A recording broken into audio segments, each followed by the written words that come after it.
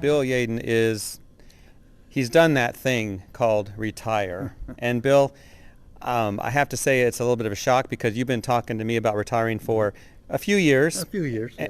And recently we just saw it happened. You've retired. Is it really true? It's been January 1st. I've got 3 months in, and I tell you what, I hit it like a rock star. So I know you like your music. You hit it Yep. like a rock star. So you're telling me that you're enjoying retirement. I'll tell you what, I probably traveled more in the last 3 months than I did in my job, which was all about traveling, but these are all fun traveling. So I've been across the country, all over, and doing all the things I love to do. So, can I continue this pace? We'll see. But at this point in time, I don't see any Tom Brady in my future. Well, that was kind of my next question because a lot of people leave the industry and we're like, oh, they're gone, and all of a sudden they're back. Yeah. They're doing something else. So I asked you in an email or a text the other day. I said, Bill, you've retired. So does that mean consulting, training, teaching? So what are you going to be doing with your consulting business? I'm going to be consulting on how to get more steps on your Fitbit, how to do better cycling, how to hike Mount LeConte at least 100 times, right? And any type of climbing, snowshoeing in Colorado. Yeah. How many times have you climbed that mountain? 85 times. Okay. Now let me ask this. Yeah. You want to tell your age? I am 73. You sure?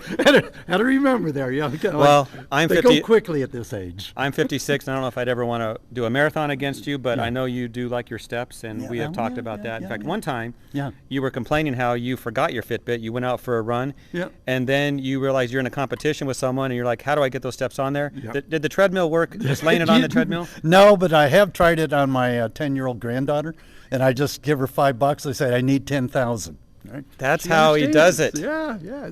That's called cheating and ingenuity. It's the American way. Yes.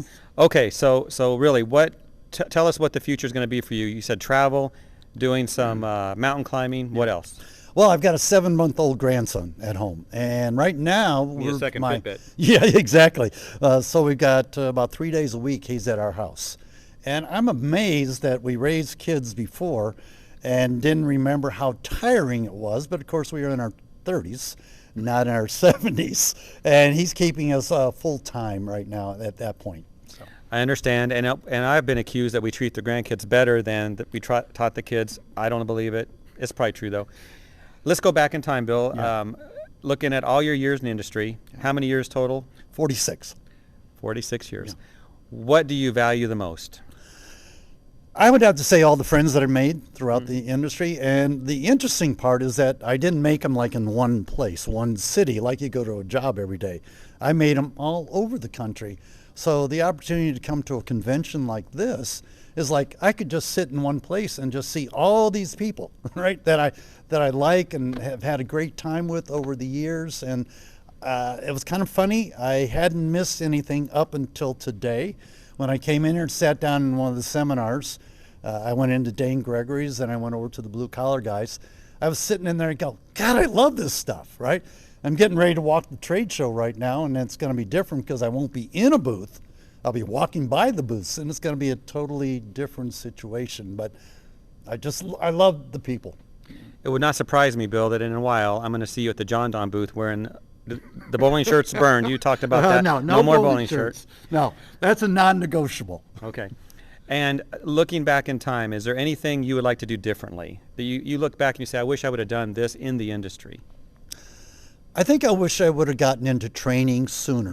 Mm-hmm. I really enjoyed training, and if you would have seen me in my earlier days, if somebody had told me I was going to stand in front of people and talk, I'd said, not in a million years.